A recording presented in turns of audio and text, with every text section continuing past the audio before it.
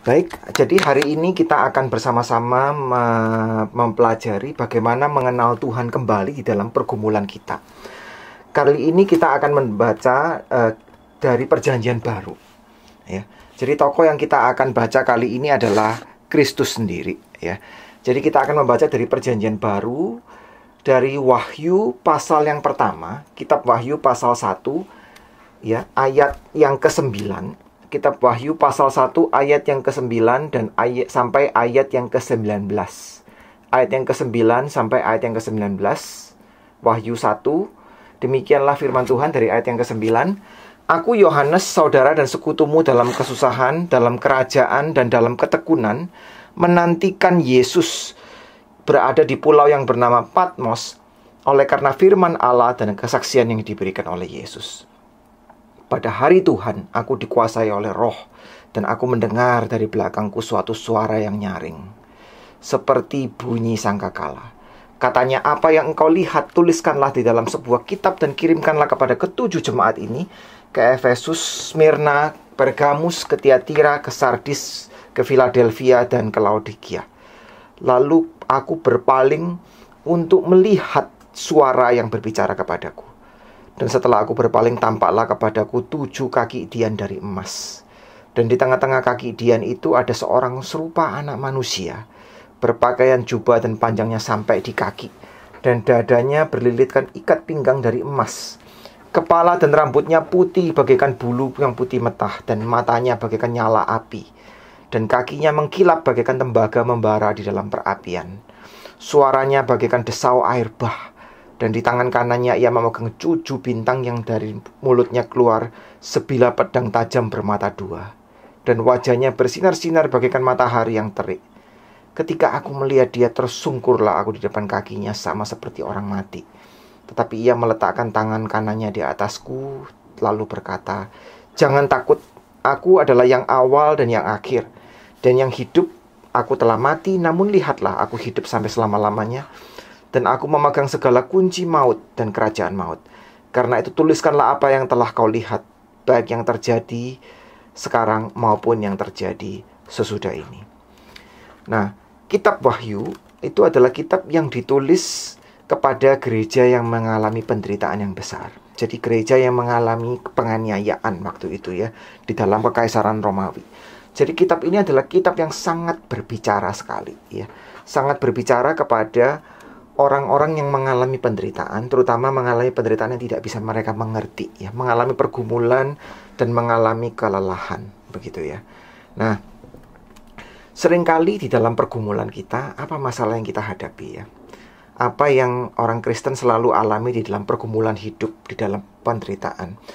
Waktu kita mengalami penderitaan itu, kita seringkali merasa bahwa penderitaan itu kok kelihatannya lebih nyata dari Tuhan, ya. Jadi Tuhan itu jauh, penderitaan itu dekat. Tuhan itu abstrak, tapi penderitaan itu lebih konkret, begitu.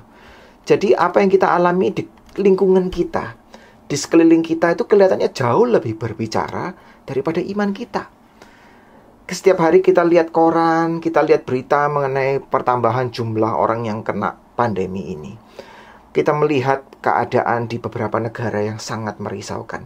Kita melihat banyaknya kejahatan di dunia ini. Kita juga melihat penyakit kita sendiri, kekurangan kita, kelemahan kita, dan juga penderitaan yang kita alami. Kita merasa semua ini kok lebih nyata daripada Tuhan yang kita sembah. Semua ini kelihatannya lebih jelas daripada iman kita, gitu. Dan seringkali dalam keadaan seperti ini kita terperangkap, begitu. Kita terperangkap. Nah, Wahyu ini ditujukan untuk orang seperti ini. Jadi kenapa kitab Wahyu itu menggunakan penglihatan yang luar biasa, menggunakan penglihatan yang spektakuler, membuat kita itu memiliki imajinasi, begitu, ya. Imajinasi yang sangat hidup sekali, karena masalahnya kita sudah terperangkap, gitu. Kita sudah terperangkap di dalam fakta hidup sehari-hari yang sangat mencekam, yang sangat membuat kita itu merasa capek, sehingga kita nggak bisa melihat lebih jauh, begitu. Nah, ini kitab Wahyu ditulis untuk orang yang seperti ini. Dan mungkin di dalam keadaan seperti ini, di dalam keadaan pandemi seperti ini, saya dan saudara juga sedikit banyak mengalami, ya, hal-hal seperti ini. Kadang-kadang kita berteriak sama seperti apa yang dikatakan oleh Mazmur 13, Tuhan sampai berapa lama lagi, begitu. Ya. Jadi kita merasa tercekam dan kita merasa terperangkap di dalam realita hidup sehari-hari ini. Menarik sekali di dalam kitab Wahyu pasal yang pertama ayat yang ke-9 ini, Yohanes memperkenalkan dirinya seperti ini ya. Yohanes bilang, aku adalah Yohanes saudaramu dan sekutumu di dalam kesusahan, kerajaan, dan ketekunan. Jadi saudara perhatikan kata ini. Sekutumu, aku bersekutu dengan engkau di dalam apa? Di dalam penderitaan, di dalam ketekunan, dan di dalam apa? Kerajaan. Penderitaan, ketekunan, dan kerajaan. Nah, ketiga hal ini tidak bisa dipisahkan. Ini satu paket. Ya, satu paket. Jadi orang Kristen sudah masuk ke dalam kerajaan Allah. Nah, bukti masuk dalam kerajaan Allah itu apa? Di dalam Yohanes, bukti masuk ke dalam kerajaan Allah itu bukan menjadi kaya, bukan menjadi sehat, bukan menjadi sukses, tapi bukti masuk dalam kerajaan Allah itu adalah di dalam penderitaan dan ketekunan. Jadi fakta di mana orang Kristen itu mengalami penderitaan dan bersabar di dalam penderitaan itu justru bukti bahwa orang Kristen sudah masuk ke dalam kerajaan Allah. Jadi ada seorang bapak gereja, ya, ada seorang bapak gereja yang bernama Chrysostom. Ya. Bapak gereja ini mengatakan seperti ini. Fakta di mana orang yang jahat, ya, orang yang suka menipu, orang yang tidak jujur, orang yang tidak takut akan Allah, itu kaya raya atau hidup enak, itu memang sulit diterima. Dia bilang seperti itu. Tapi yang sulit diterima itu, nah ini menarik ya, coba kita renungkan ya. Tapi yang sulit diterima itu kalau orang Kristen tidak menderita, katanya. Itu aneh sekali. Karena kalau orang Kristen tidak menderita, itu tandanya orang Kristen ini tidak bergumul. Dan kalau tidak bergumul berarti dia dibiarkan Tuhan. Nah, kalau dia dibiarkan Tuhan, kadang-kadang dia bingung. Apa saya ini betul-betul disayang Tuhan? Ya, jadi seperti itu. Jadi justru tanda bahwa kita berada di dalam Tuhan itu adalah kita berada di dalam penderitaan. Ya. Dan di dalam ini, di dalam kesusahan, di dalam penderitaan ini, dalam bahasa asli, itu menunjukkan kesusahan di zaman akhir. Menunjukkan datangnya kerajaan Allah. Jadi kerajaan Allah justru datang lewat penderitaan. Kenapa kerajaan Allah kok datang lewat penderitaan? Nanti di akhir zaman, waktu Yesus datang kedua kali, kerajaan Allah akan datang dengan lengkap. Dan waktu itu tidak ada penderitaan lagi. Tetapi selama kita masih di dunia ini, bukti bahwa kerajaan Allah datang di dalam hidup kita itu adalah lewat pergumulan, lewat penderitaan. Buktinya itu lewat itu. Mengapa saudara lewat itu? Karena ini adalah peperangan rohani. Ya. Di mana kita pada waktu itu menderita, di mana kita bergumul, itu kuasa gelap lagi berperang dengan Tuhan di dalam hidup kita. Jadi hidup kita itu adalah medan peperangan Tuhan. Dan bukan hanya itu. Kerajaan Allah itu artinya apa? Nah, di Alkitab kerajaan Allah itu artinya kemenangan Allah. Nah, jadi kerajaan Allah itu Allah sudah menang. Allah menang, Allah berkuasa. Dan bukti bahwa saya dan saudara masuk dalam kerajaan Allah itu adalah apa? Allah menang lewat kita. Jadi saat kita itu dalam penderitaan bertekun, ini tanda bahwa Tuhan menang. Justru saya dan saudara menang itu bukan lewat penderitaannya diselesaikan saja, bukan. Saya saudara menang bukan hanya lewat penyakit disembuhkan. Saya dan saudara menang bukan hanya lewat masalah selesai atau bisnis lancar. Saya dan saudara menang justru dimulai di saat apa? Di saat waktu kita menderita itu kita bertekun. Nah itu. Jadi ini adalah misteri dari kerajaan. Misteri dari kerajaan itu. Justru kerajaan Allah datang di tengah penderitaan. Nah, misteri dari kerajaan ini adalah misteri dari kayu salib sendiri. Salib itu tanda kemenangan. Padahal salib itu adalah alat eksekusi ya. Salib itu lewat salib orang dibunuh dengan cara yang kejam sekali. Tapi justru Alkitab mengatakan salib itu adalah tahta dari Kristus. Salib itu adalah apa? Bukti kemuliaan Kristus. Jadi kemuliaan dan kemenangan Kristus bukan hanya dimulai waktu dia bangkit, tapi justru waktu dia disalib. Nah, ini adalah kemenangan yang luar biasa. Ini adalah tanda bahwa kerajaan Allah itu logika Injil, logika Alkitab itu berbeda dengan logika manusia. Justru rahasia kerajaan Allah itu adalah kemenangan itu nyata justru di dalam kesusahan. Nah, tetapi bagi banyak orang Kristen yang susah ya, hal ini itu tidak berbicara dengan jelas. Jadi kita seringkali lupa dengan hal ini. Ya, kita seringkali lupa sehingga iman kita itu ditutupi oleh mata rohani kita, ditutupi oleh mata jasmani kita, gitu ya. Jadi kita itu terbiasa oleh melihat itu dengan mata jasmani. Kita terbiasa itu berpikir cuma dengan rasio kita, tidak dengan iman kita. Sehingga kita tuh tidak bisa melihat kenyataan ini, begitu. Walaupun kita sering diingatkan bahwa masuk ke dalam kerajaan Allah itu lewat dengan penuh banyak kesusahan, tapi kita itu seringkali lupa. Begitu. Nah, setan mau kita putus asa. Setan mau kita susah. Setan gak mau kita menang. Tapi Tuhan mau kita lihat ini dengan perspektif dari Tuhan sendiri. Nah, di dalam keadaan susah seperti ini ya. Jadi satu pihak tadi saya katakan ya, justru logika kerajaan Allah itu berbeda sekali dengan logika manusia. Manusia maunya semua sukses, manusia maunya shortcut.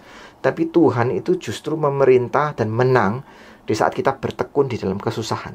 Sama seperti yang dikatakan Yohanes tadi. Ya. Tetapi kita sekarang itu pas tenggelam di dalam kesusahan kita, pergumulan kita, sehingga kita tidak bisa lihat rencana Tuhan. Oleh karena itu Tuhan mau lihat kita ini, mau kita ini lihat dari perspektif Tuhan sendiri. Oleh karena itu yang kita perlukan itu apa? Yang kita perlukan itu semacam daya imajinatif. Jadi imajinasi ini dalam hal ini bukan berarti bahwa saya dan saudara itu ngarang-ngarang begitu, bukan. Imajinasi dalam hal ini itu berarti kita dari kitab Wahyu ini, kita dari Alkitab ini, kita mau dicelikkan matanya dan melihat realita rohani. Jadi ini seperti kalau kita lihat cerita di dalam Perjanjian Lama ya, Elisa dengan hambanya ya. Jadi Elisa waktu itu lagi dikepung, kotanya lagi dikepung oleh tentara Aram. Dan kemudian hamba dari Elisa bilang, aduh cilaka, kita semua celaka ini, gimana nih? Lalu Elisa bilang, jangan takut. Ya. Lalu Elisa berdoa supaya mata hamba dicelikkan. Waktu itu setelah Elisa berdoa, hambanya lihat, wah di sekelilingnya banyak tentara surgawi. Jadi mata kita itu perlu dicelikkan, mata rohani kita itu perlu dicelikkan. Nah ini yang mau dilihatkan oleh kitab Wahyu. Kitab Wahyu itu mau kita lihat ya, mau kita lihat itu bahwa ada realita yang lebih besar dari realita yang kita hadapi ini sekarang. Ya, orang Tionghoa bilang Tian Wai You Tian. Ya, di atas langit itu masih ada langit gitu ya. Masih ada realita yang lebih besar sekali. Ya. Masih ada realita yang lebih besar yang membuat kita itu terpesona begitu. Nah, di dalam penglihatan yang pertama yang dilihat oleh Yohanes, penglihatan mengenai Tuhan Yesus, itu Yohanes dilihatkan suatu hal yang ajaib, suatu realita yang besar. Ya, nah, apa yang ditunjukkan, realita yang besar yang ditunjukkan oleh Tuhan Yesus kepada Yohanes ini adalah realita Tuhan Yesus sendiri, gitu. Penampakan dari Tuhan Yesus, penglihatan akan Tuhan Yesus. Dan Tuhan Yesus yang diperlihatkan kepada Yohanes ini adalah Tuhan yang indah sekali. Keindahan. Jadi yang nyata dari Tuhan, muka yang bersinar ya, rambut yang mengkilap dan kemudian baju yang putih dan semuanya penuh dengan sinar. Ini semua menunjukkan semacam keindahan. Ya, keindahan. Nah, di tengah dunia ini yang kita lihat itu banyak itu kejelekan. Kejelekan. Hal yang buruk, hal yang jelek. Dan kalau kita sudah menderita ya, hal yang indah pun jadi biasa-biasa gitu. Jadi kita perlu melihat hal yang indah sekali. Waktu kita melihat Tuhan Yesus, itu kita mendapatkan suatu keindahan yang besar. Melihat keindahan yang besar. Nah, coba saya tanya kepada saudara ya. Melihat keindahan, indah itu artinya apa ya? Melihat keindahan yang besar itu artinya apa ya? Nah, saya kasih saudara beberapa hal ya. Satu ya, ciri-ciri dari keindahan. Ciri-ciri dari keindahan itu memberikan kesenangan yang tidak egois. Kesenangan tapi tidak egois, tidak self-centered. Artinya apa ya? Kalau kita senang, ya kita senang itu selalu ada kepentingannya dengan diri kita sendiri.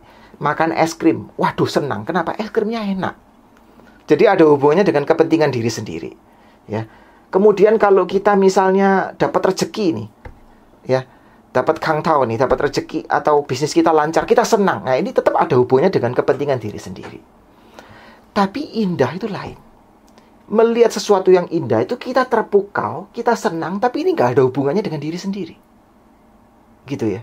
Jadi kalau saudara lihat ke museum, lihat lukisan yang indah setengah mati, ya, lukisan yang indah yang bagus, saudara nggak mungkin mikir, ini lukisan ini ditaruh di kamar tidur saya enak, atau ditaruh di kamar tamu lebih bagus, atau di ruang makan. Nah, kalau saudara lihat lukisan, kemudian saudara mikirnya ini buat rumah saya dekorasi di mana lebih bagus, itu ada dua kemungkinan. Pertama, saudara tidak mengerti seni, atau kedua, ini lukisannya ini nggak terlalu bagus berarti. Ya. Ya. Kalau saudara lihat barang antik, ya, barang antik atau dari porselen misalnya, dari Tiongkok gitu ya, atau dari mana itu namanya, dari tempat yang lain begitu ya. Saudara lihat barang yang bagus sekali, barang antik yang bagus sekali, lalu saudara pikir misalnya, ini kalau saya minum buat teh ya, atau buat kopi lebih bagus. Ini berarti saudara tidak ngerti ini. Ya. Lihat barang yang bagus, lihat keindahan itu, nggak mikir buat diri sendiri gunanya apa, enggak. Ya. Ya kan? Jadi kalau kita lihat pemandangan yang indah, itu diri kita itu bukan jadi fokusnya lagi. Begitu. Jadi waktu kita bertemu dengan sesuatu yang indah dan memukau, itu ego kita itu dipinggirkan. Kita diangkat dari self pity, diangkat dari kebiasaan untuk mengasihani diri sendiri. Nah, itu namanya kita tenggelam di dalam kenikmatan. Kalau kita lihat matahari terbit di Danau Toba misalnya, kita lihat pemandangan Danau Toba yang lebih besar, itu kita nggak mikir, besok saya makan apa ya? Nanti saya mesti melakukan apa ya? Enggak. Kita betul-betul tenggelam di dalam pemandangan itu. Begitu. Jadi waktu kita melihat Yesus yang begitu indah ini, seolah-olah semua senses kita, penglihatan kita, pendengaran kita, semua itu dimanjakan. Dalam arti apa? Dipenuhi oleh Tuhan sendiri. Apa yang kita lakukan itu hanya menikmati, hanya melihat, mendengar, memikirkan, dan mencintai. Hanya itu. Jadi kalau kita lihat ya, kita lihat penglihatan di dalam kitab Wahyu ini luar biasa sekali.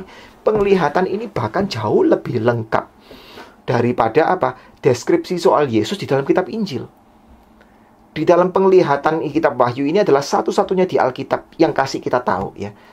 Mukanya Tuhan Yesus, rambutnya Tuhan Yesus, matanya, kakinya bahkan, lalu bajunya. Di kitab Injil pun nggak dilukiskan seperti ini.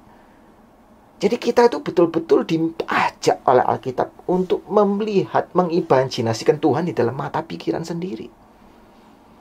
Nah, kita lihat salah satu halnya itu adalah Tuhan Yesus itu bersinar gitu ya.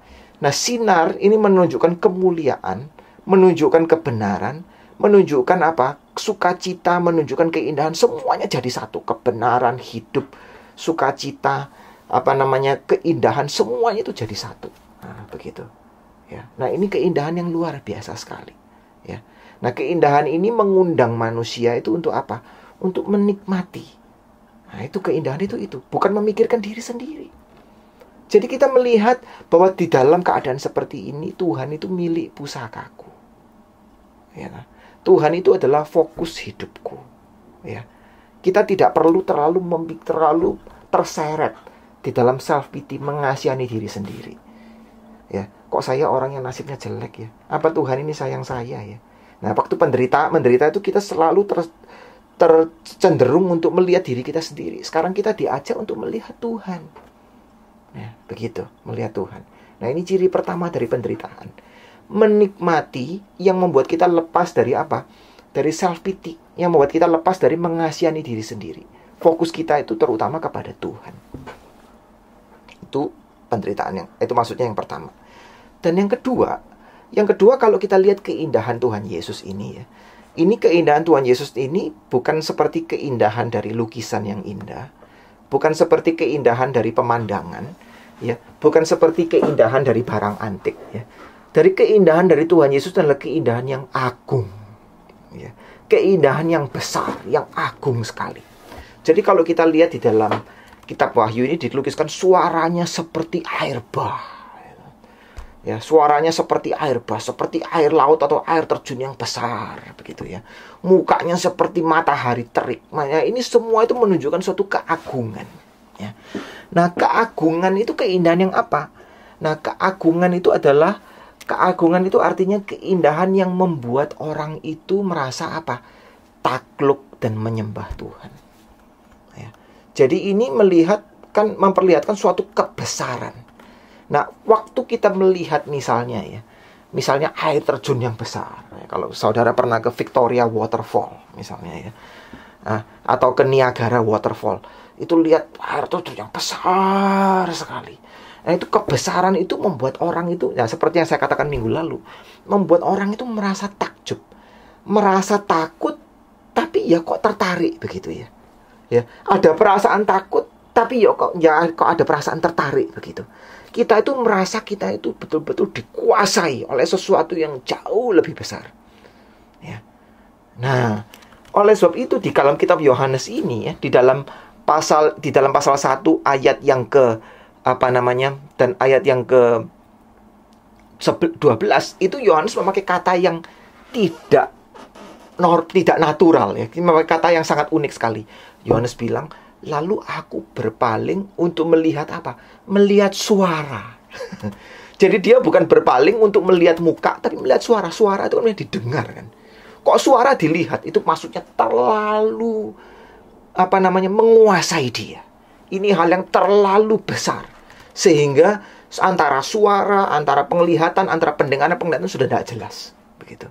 Jadi kita betul-betul dikuasai oleh Tuhan sendiri. Jadi di sini diperlihatkan keindahan daripada Tuhan. Ya. Nah, Tuhan Yesus adalah manusia yang adalah Allah sendiri. Jadi pertama dikatakan di sini adalah rambutnya itu putih. Nah, putih itu menunjukkan kekudusan, menunjukkan hikmat, menunjukkan dignity, martabat, kemuliaan. Nah, ini menunjukkan hakikat dari Tuhan sendiri. Tuhan yang begitu suci, Tuhan yang begitu mulia, Tuhan yang begitu hikmat. Jadi rambut putih ini bukan berarti orang tua, ya, tapi berarti kemuliaan daripada Tuhan sendiri. Dan kemudian matanya yang membara. Mata yang membara. Nah, itu artinya apa? Mata yang membara. Itu kalau orang Tionghoa bilang mu guang jung jung. Mata yang membara. Itu artinya itu mata ini waktu saudara lihat, itu mata itu bisa seperti pedang menusuk hatimu. Ya. Membuat engkau tidak bisa bicara. Jadi mata yang membara ini adalah mata Tuhan yang tahu segala hal. Mata yang membuat kita itu menjadi rendah hati.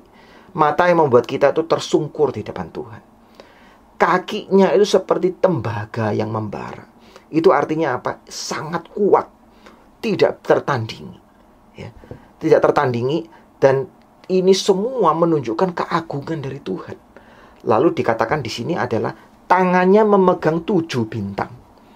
Nah, bintang di dalam konsep orang Roma, termasuk sebagian orang Yahudi waktu itu, termasuk orang Yunani, bintang itu sangat mulia. Karena apa? Bintang itu yang mengatur hidup kita, gitu ya.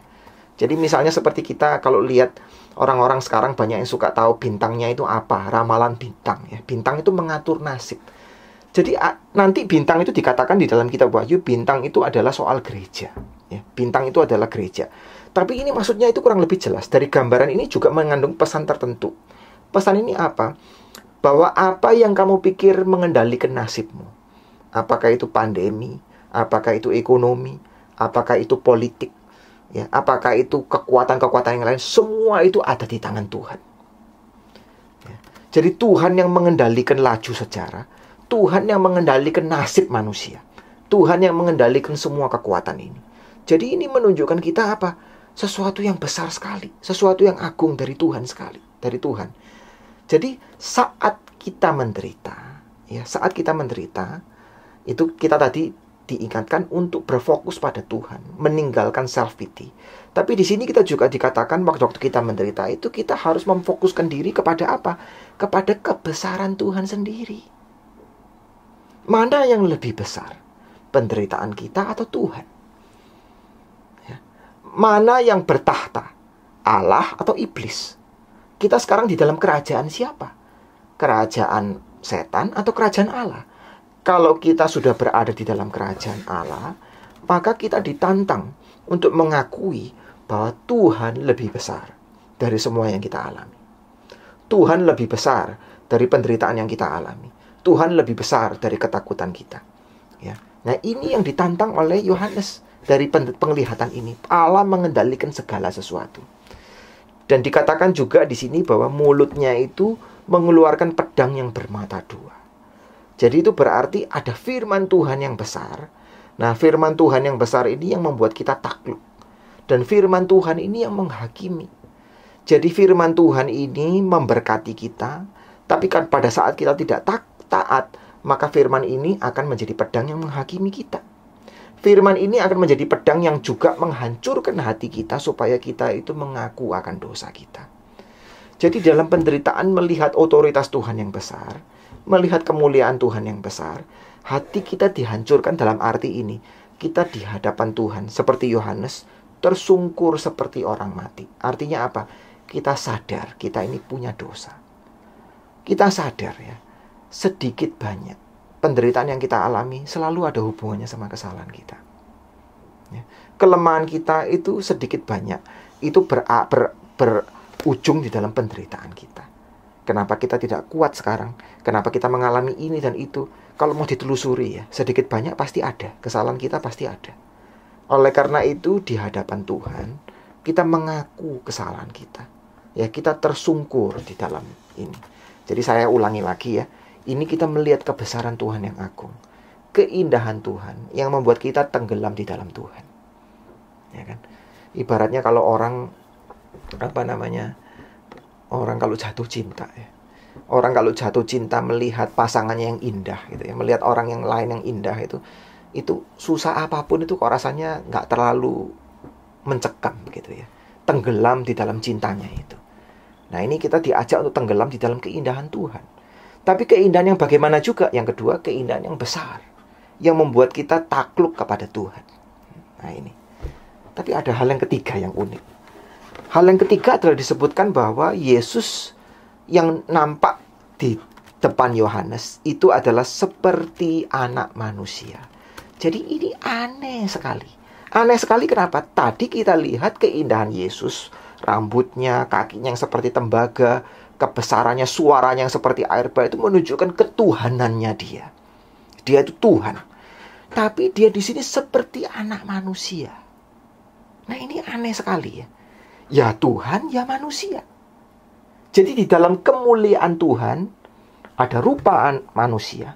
Di dalam kemuliaan manusia ada rupa Tuhan. Jadi keindahan Tuhan Yesus itu apa? Keindahan Tuhan Yesus itu di dalam kemuliaan kealahannya itu ada citra manusia. Di dalam citra manusia itu ada rupa Allah. Nah, ini luar biasa. Maaf ya sekali lagi kalau saya pakai bahasa Tionghoa, karena bahasa Tionghoa itu kaya sekali. Jadi bahasa Tionghoa ini bilang xiang ying cheng qu. Xiang ying cheng qu itu apa? Dua hal yang kelihatannya berbeda, tapi disatukan. Disatukan dan memberikan suatu kemuliaan, memberikan suatu keindahan. Jadi keindahan itu ya, keindahan itu tidak monoton. Keindahan itu kalau dua hal yang kelihatannya berbeda jadi satu, itu indah. Ya. Ya. Misalnya suami istri menikah, ya. Suami istri menikah di gereja. Satu suami, satu istri, satu laki, satu perempuan, dua orang yang berbeda dari keluarga yang berbeda disatukan dalam penderitaan. Nah, itu indah. Dalam pernikahan itu indah. Keindahan itu menyatukan unsur yang kelihatannya berbeda. Ya. Waktu saudara ke Danau Toba, ada gunung, ada air. Air dan gunung dan langit itu hal yang berbeda. Tapi diharmoniskan sebegitu rupa, sehingga waktu saudara lihat ini menunjukkan suatu kesatuan yang indah. Nah, ini di dalam diri Tuhan Yesus. Tuhan Yesus itu menunjukkan kemuliaan dan kerendahan hati. Tuhan Yesus itu adalah Allah yang hidup tapi yang pernah mati. Ya. Tuhan Yesus adalah Tuhan dan manusia. Jadi dua ciri-ciri ini disatukan menjadi satu. Ini merupakan suatu keindahan. Nah, sebetulnya kalau kita lihat di Alkitab, ya, kita lihat di Alkitab, ini semua itu berdasarkan apa? Penglihatan ini berdasarkan kitab Daniel. Jadi di kitab Daniel itu ada penglihatan. Di zaman akhir itu ada peperangan yang besar. Lalu peperangan besar ini muncul seorang pemenang. Pemenang ini namanya anak manusia. Anak manusia. Pemenang ini anak manusia. Jadi anak manusia ini mewakili manusia istilahnya. Anak manusia ini datang ke siapa? Ke Tuhan. Jadi ke Tuhan ini oleh Daniel dibilang sebagai yang lanjut usia. Jadi yang lanjut usia ini rambutnya itu putih begitu. Rambutnya itu putih. Jadi anak manusia datang ke yang lanjut usia, yang rambutnya putih. Nah, menariknya di kitab Yohanes, anak manusia dan yang lanjut usia itu disatukan jadi satu. Anak manusia rambutnya putih. Jadi menunjukkan bahwa Tuhan Yesus ini adalah Allah sendiri. Begitu. Ya. Dan Tuhan Yesus ini adalah Allah sendiri yang juga menjadi manusia. Nah, yang menarik sekali apa saudara di sini? Tuhan Yesus menunjukkan bahwa dia adalah manusia yang sejati. Anak manusia itu artinya manusia yang sejati. Dan di sini Tuhan Yesus menunjukkan apa? Manusia yang sejati itu manusia yang harmonis dengan Tuhan. Manusia yang mirip Tuhan. Jadi manusia yang sejati itu manusia yang mirip Allah. Begitu. Itu adalah manusia yang sejati. Nah, dikatakan juga di sini, ya, dikatakan juga di sini adalah apa? Bahwa Tuhan Yesus itu memakai jubah yang panjang, ya. Tuhan Yesus memakai jubah yang panjang dan berlilitkan ikat pinggang dari emas. Nah, jubah yang panjang berlilitkan ikat pinggang dari emas itu jubahnya imam.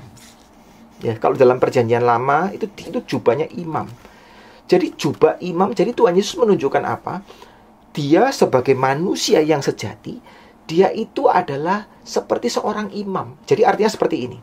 Tadi saya akan bilang ya, manusia yang sejati itu manusia yang seperti Tuhan. Manusia yang seperti Tuhan itu manusia yang bagaimana? Manusia yang menjadi imam. Ya, kalau dalam kita orang Kristen menjadi imamat yang rajani.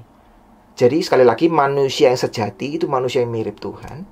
Dan manusia yang paling mirip Tuhan itu manusia yang memiliki fungsi imamat. Menjadi imam. Nah, apa itu arti menjadi imam, saudara? Apa arti menjadi imam? Menjadi imam itu artinya seperti ini. Nah, ini mesti diingat ya. Menjadi imam itu di depan manusia mewakili Allah. Itu menjadi imam. Di depan manusia mewakili Allah. Nah, apa artinya di depan manusia mewakili Allah? Itu orang yang memberikan Allah ruang kerja yang paling besar. Orang yang menyerahkan hidupnya sepenuhnya kepada Allah.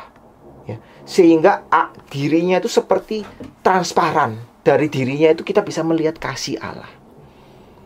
Yaitu orang yang di depan manusia mewakili Allah. Tapi di depan Allah mewakili manusia. Jadi imam itu perwakilan double. Di depan manusia mewakili Allah. Di depan Allah mewakili manusia. Nah, ini seperti Tuhan Yesus. Tuhan Yesus di depan Tuhan Allah mewakili kita. Dia mati di kayu salib. Tapi Tuhan Yesus di depan kita mewakili Allah. Karena lewat kayu salib kita bisa lihat kasihnya Tuhan. Nah, ini luar biasa ya. Kita tuh seperti menjadi apa? Prisma. Tahu prisma ya? Menjadi cermin daripada Allah sendiri yang memancarkan kasih Allah. Ya. Nah, ini ada di keindahan manusia yang mewakili Allah. Keindahan seorang imam itu adalah orang yang tindak tanduknya dalam kesusahan, tindak tanduknya, ketekunan dalam kesusahan itu membuat orang bisa lihat ada kemuliaan Tuhan di orang ini. Nah, ini mengingatkan saya akan satu cerita mengenai Moravian Brothers. Ya, Moravian Brothers. Jadi beberapa ratus tahun yang lalu itu ada misionaris dari gereja Moravia. Ya, gereja Moravia yang mempengaruhi John Wesley waktu itu ya. Jadi di Eropa. Misionaris ini pergi ke satu pulau di Afrika. Dan ternyata pulau ini semua orangnya itu budak. Budak. Nah, tuan dari budak ini nggak ingin ada misionaris yang masuk. Jadi misionaris ini nggak bisa masuk. Akhirnya mereka pulang lagi, mereka cari akal. Saudara tahu, mereka ketemu akalnya gimana supaya kembali ke pulau itu. Mereka jual dirinya jadi budak. Jadi sebelum mereka naik kapal, setelah mereka naik kapal balik ke pulau itu untuk jadi budak, mereka berteriak ke orang-orang yang mengantar mereka. Semoga anak domba yang menderita itu memperoleh upah dari penderitaannya lewat penyerahan diri kami. Jadi kita bisa lihat dari orang ini, dari misionaris di Moravia ini, keindahan yang luar biasa.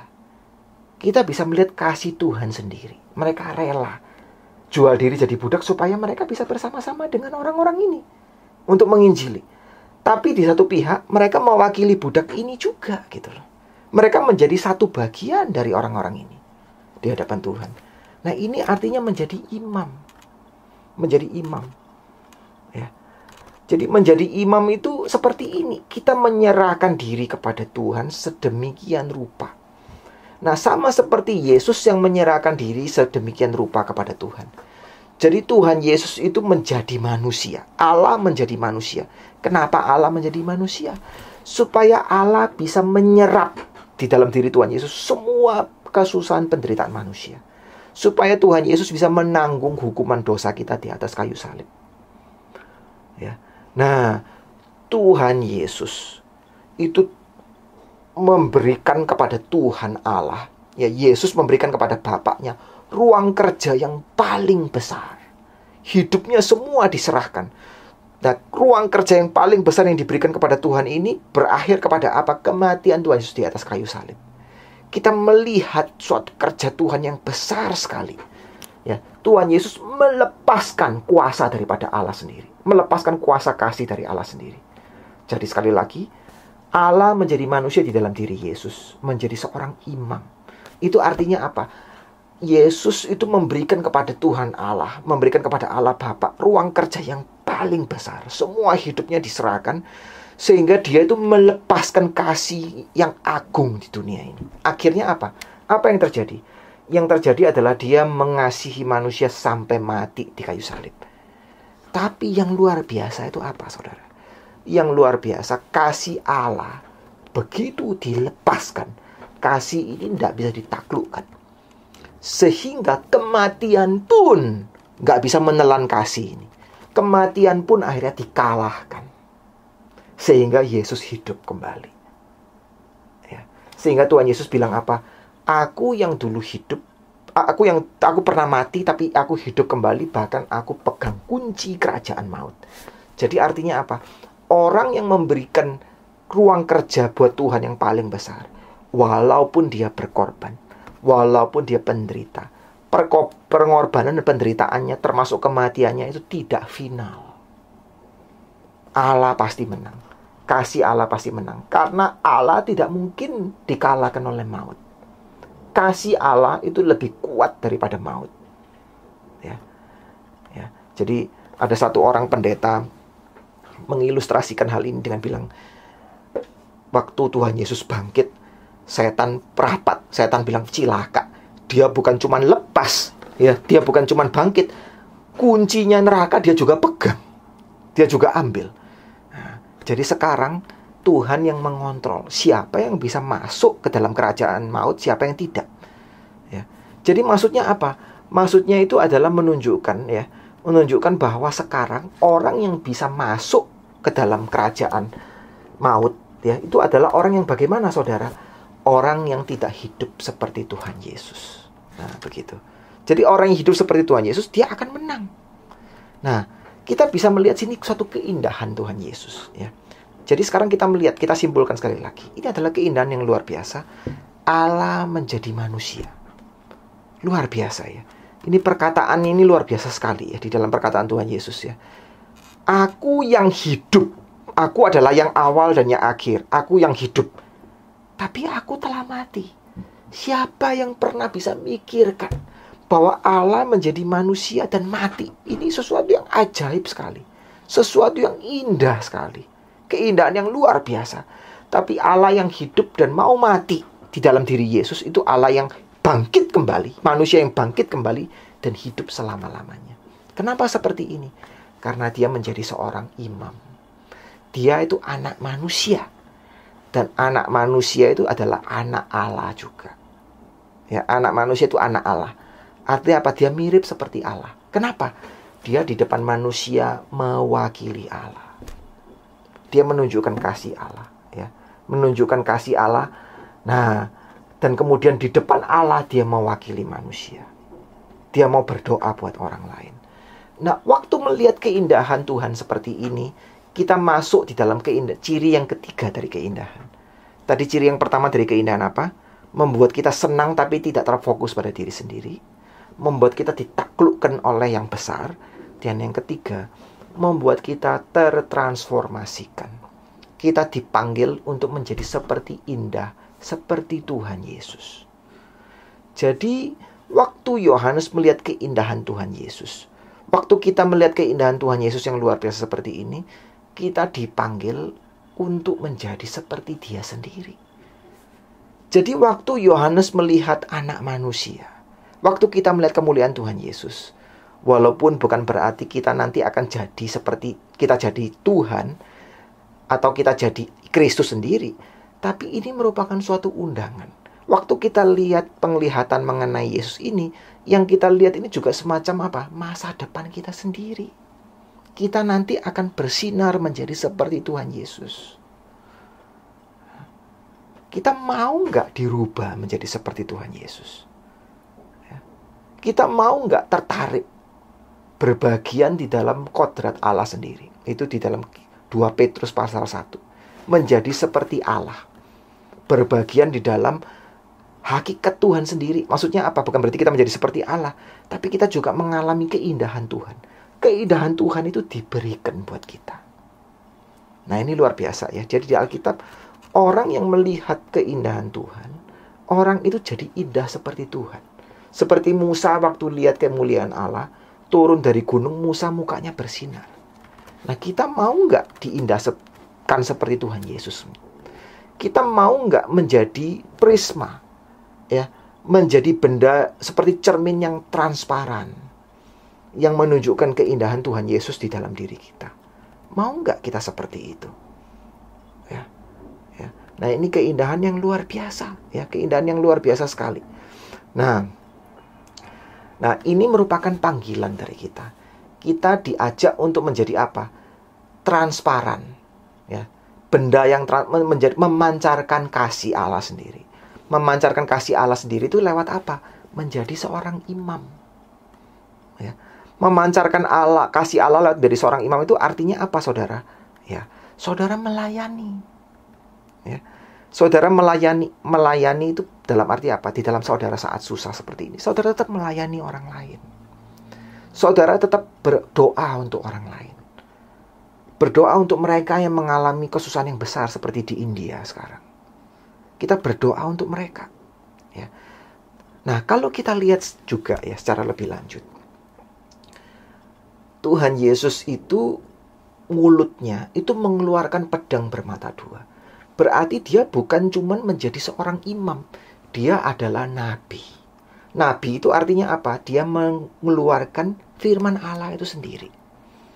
Nah, kita dipanggil juga bukan hanya mencerminkan kasih Allah lewat menjadi imam, tapi mencerminkan firman Allah, mengabarkan firman Allah lewat menjadi nabi. Jadi kita sekarang memiliki fungsi kenabian.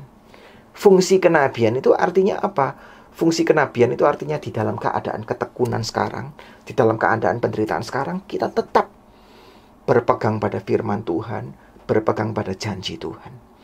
Kita menasehati orang lain dan diri sendiri. Kita mengabarkan firman Tuhan kepada orang lain dan diri sendiri. Kita mendorong orang lain dan diri sendiri dengan apa? Dengan firman Tuhan. Nah, bukan hanya itu. Ya. Dari fungsi imamat ini kita juga melihat fungsi rajani. Jadi baju imam yang dilukiskan dalam kitab Wahyu itu juga mirip dengan baju seorang raja. Dan sebetulnya kalau penglihatan Yohanes ini kita lihat lebih lanjut, Yesus memegang bintang. Itu menunjukkan apa? Menunjukkan bahwa dia itu seorang raja. Raja dari atas segala raja.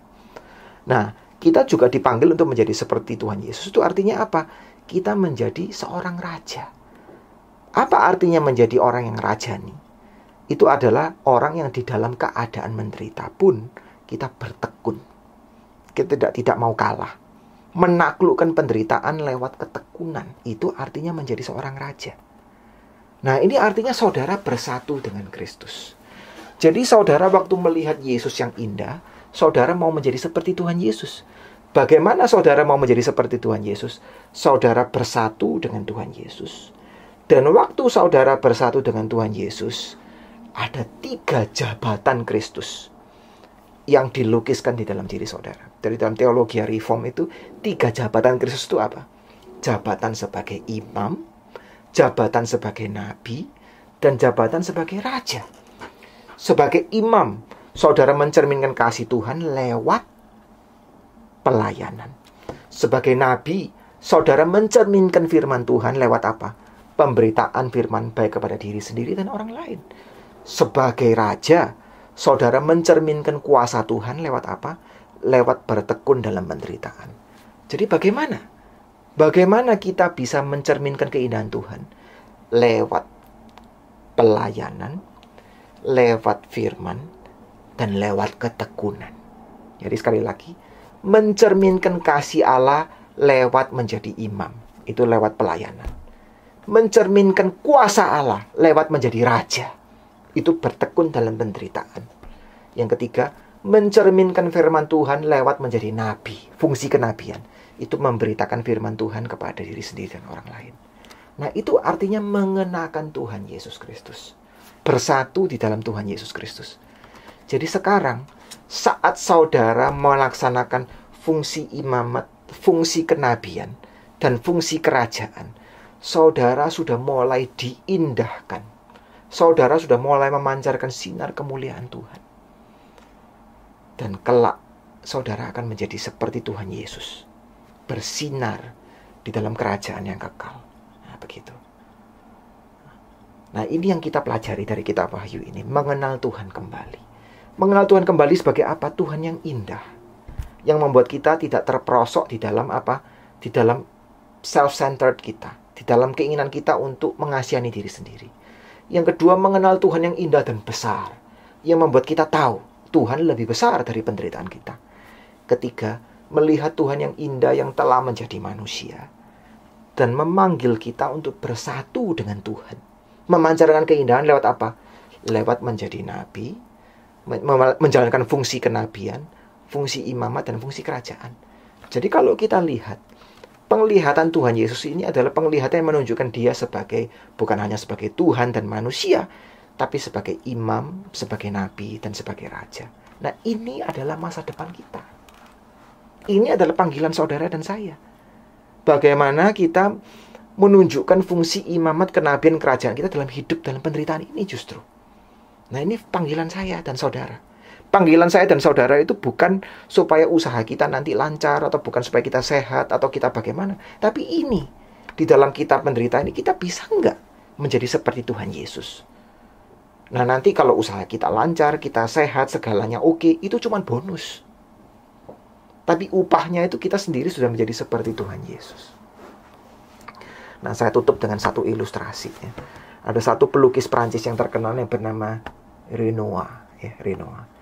Jadi Renoir ini waktu tua, itu punggungnya sakit sekali, tapi masih sering melukis. Jadi orang bilang, jadi waktu dia melukis itu dia masih duduk ya, jadi punggungnya kesakitan. Nah, punggungnya kesakitan sekali. Lalu orang bilang, kenapa sih kamu maksain diri sih untuk melukis walaupun kamu sakit? Nah, dia ada satu perkataan yang indah yang saya mesti ingat. Dia bilang, sakit itu sementara, tapi keindahan itu kekal. Ya. Pergumulan hidup kita itu semua sementara, tapi buahnya, keindahan kita menjadi seperti Tuhan Yesus, itu sesuatu yang kekal. Ya. Mari kita berdoa. Tuhan, kami bersyukur untuk panggilan Tuhan terhadap diri kami semua. Mampukan kami Tuhan lewat roh-Mu untuk menjadi seperti Tuhan Yesus. Untuk menikmati keindahan Tuhan, untuk dibukakan matanya melihat Tuhan melampaui pergumulan kami pada saat ini. Terima kasih ya Tuhan, di dalam nama Tuhan Yesus kami telah berdoa dan bersyukur. Amin.